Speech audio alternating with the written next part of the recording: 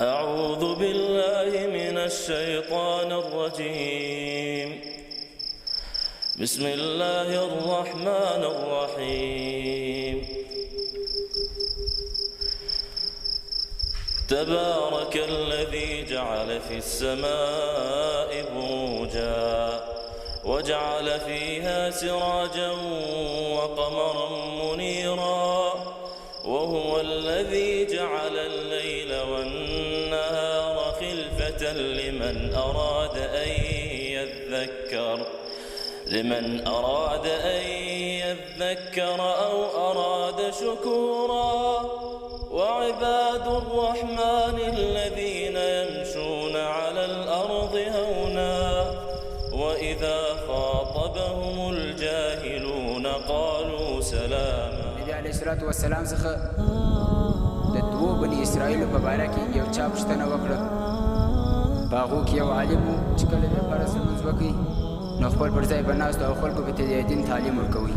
او بل به ټوله ورځ روژه نیول او د شپې به ټوله شپه الله جل جلاله ته عبادت کوي. نو یو چا د نبي علیه الصلاة والسلام څخه دا پوښتنه وکړه چې په دې دوو کې د کوم یو فضیلت لوړ دی؟ نبي علیه السلام ورته وویل هغه عالم چې صرف فرض لمونځ وکړي او پر ځای باندې ناستې خلکو ته دین تعلیم ورکوي، د هغه فضیلت پر هغه یوه باندې چې د ورځې ټوله ورځ روژه نیولي، د شپې ټوله شپه د الله جل جلاله عبادت کوي، دومره دی لکه زما فضیلت چې په تاسو کې پر یو ادنا کس باندې وي. همدارنګه د امام سیبوی رحمه الله په متعلق یو واقعه راځي. امام سیبوی رحمه الله چې و دا په عقایدو کې معتزلي و. کله چې دی وفات شو نو بیا یو عالم دی په خوب کې لیدلی و او ورته یې وویل چې الله جل جلاله ستا سره څه معامله وکړه؟ ده ورته وویل ول الله جل جلاله ما ته وفرمایل ولې سیبویه د مغفرت لاحق خو نه یې، خو د یوې خبرې د وجې زه ستا مغفرت ما وکړي، هغه دا چې یوه ورځ تا زما نوم ته اعرف المعارف ویلی و، تا زما نوم په عزت سره اخیستی و، نو ما هم ستا عزت وکړي، ستا مغفرت مې وکړي. محترم مسافرینو دومره قدردان رب لرو چې یو وارې د زړه د اخلاص نوم واخلئ ستا مغفرت به وشي. د هر مکلف انسان لپاره دا مناسبه ده او دا ضروري ده چې د خپلې ژبې حفاظت وکړي، او هر انسان باید فکر وکړي چې کله د خبرې کول او نه کول په مصلحت کې سره برابر وي. نو علماء کرام فرمایي سنت طریقه دا ده چې دی باید چوپ پاتې شي، خبره ونه کوي، او که چېرته مصلحت ورته د کولو زیات وي نو بیا پکار ده چې دا انسان خبره وکړي. محترمو د الله تعالی احسانات او انعامات په ټولو انسانانو باندې ډېر زیات دي، بیا خصوصا په مؤمنانو باندې. په انسانانو باندې ځکه زیات دي چې انسانان الله جل جلاله د نورو مخلوقاتو سره یو امتیازي شان ورکړی چې هغه شان د نطق ده. ژبه الله جل جلاله ډېرو نورو مخلوقاتو ته هم ورکړې ده، خو لیکن دا د نطق صفت دا صرف په انسان کې ده. نو موږ ته پکار دي چې د دې خصوصي انعام چې الله جل جلاله خاص په انسانانو باندې کړی د دې شکر ادا او تاسو ته معلومه ده د هر نعمت شکر ادا کول دا دی چې هغه نعمت الله جل جلاله د څه دپاره پیدا کړی ده په هماغه څه کې استعمال شي. ژبه الله جل جلاله د دې دپاره پیدا کړې ده چې موږ او تاسو د الله جل جلاله د وحدانیت اقرار وکړو، د الله جل جلاله ذکر وکړو، مسلمان ته د خیر خبره وکړو، نه د دې لپاره چې په دې باندې موږ تاسو لهو او لعب بې فایدې کتابونو ته چې ګورم، ستا نیم لوستي کتابونو ته چې ګورم، بیا د لاس نښو یادونو ته چې ګورم، رڼې اوښکې مې په مخ باندې قطار شي ستا راپاتې تصویرونو ته چې ګورم. ستا ګلاب ګلاب ځواني شوله راماته، ستا ګلاب ګلاب ځواني شوله راماته، د خزان سپېره بادونو ته چې ګورم، او مدرسې ته چې راځم ته نادرک وي، مدرسې ته چې راځم ته نادرک وي، ستا د ناستې کوم ځایونو ته چې ګورم، حاضري کې دې نوم ورک شو بېرته راشه، حاضري کې دې نوم ورک شو بېرته راشه، تش په خیال کې ستا درسونو ته چې ګورم، او مست غرور د ګل ځوانۍ دې له دین زار کړو، ستا په سڼو خړ ګردونو ته چې ګورم، او شوم کمزوری درپسې شهیده یاره. زورې درپسې شهیده یاره د عمر یو څو شعرونو ته چې ګورم د عمر یو څو افضل او بهتر دی په هغه چا باندې چې هغه همیشه روزه نیسي لمونځ کوي او جهاد کوي او کله چې یو عالم هغه وفات شي نو د اسلام یو حصه ړنګه شي او دغه ړنګواړې نه جوړېږي مګر چې یو بل عالم د پر ځای کېږي او بل ځای کې نبي علیه السلام فرمایي وایي څوک چې علم طلب کوي او بیا دغه علم حاصل کړي نو الله تعالی ورته دوه اجرونه ورکوي وایي یو څوک چې علم طلب کوي او بیا دغه علم حاصل نه کړي نو د لپاره یو اجر او بل خبره دا ده چې تر ټولو محبوب الله تعالی دغه عالم ده کله چې موسی علیه السلام الله تعالی سره مناجات کول موسی علیه السلام وویل الهي من احب الناس الیک قال الله تعالی العالم يطلب العلم موسی علیه السلام وویل ای الله تا د خلکو کې ډېر محبوب څوک ده موسی الله تعالی ورته فرمایل چې هغه عالم ده چې علم طلب کوي او بیا بل ځای کې نبی علیه السلام فرمایي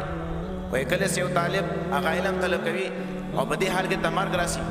نو الله تعالی سره په داسې حال کې دا ملاقات کوي چې نه به وي د ده او د پیغمبرانو په منځ کې فرق مګر یو درجه چې هغه نبوت ده محترمو لکه څنګه چې علم او علما فضیلت لري همدارنګه که چیرې یو عالم خپل علم عمل ونه کړي او اخلاص پکې ونه کړي د ده انجام برعکس لکه څنګه چې دا حدیث کې راغلی وعن جابر رضي الله عنه قال رسول الله صلى الله عليه وسلم العلم علمان علم في القلب وعلم على اللسان فعلم في القلب فذلك علم نافع وعلم على اللسان فذلك حجة الله على ابن آدم نبی علیه السلام فرمایي وعلم په دوه قسمه ده یو هغه علم ده چې په زړه کې ده او بل هغه علم ده چې په هغه ژبه سره ده او کوم علم چې په زړه کې ده همدغه علم نافع ده او ګټور ده او هغه علم چې په ژبه سره ده همدغه به دلیل او حجت د الله تعالی په عالم باندې دغه علم کې خپل علم باندې عمل نه کوي د مسلمانانو خپل منځي اختلافات او بې اتفاقي دا هم د دې لامل ده چې د غزې د مسلمانانو په دې مظلومیت حالت باندې اسلامي نړۍ خاموشه ده هغه دا ځکه که چېرته مسلمان سره متحد وی او مسلمانانو خپل ځانونه د دې آیت مصداق ګرځولي وی لکه څنګه چې الله تعالی فرمایي اعوذ بالله من الشیطان الرجیم واعتصموا بحبل الله جميعا ولا تفرقوا نو نن به مسلمانان غالبه او کفار به مغلوبه ول که ټول اسلامي ممالک سره متحد وی او د اسرائیلو د دې ظلم په مقابل کې غږ پورته کړی وی نو نن د غزه په دې حالت کې نه محترم راګرځم درېیم لامل ته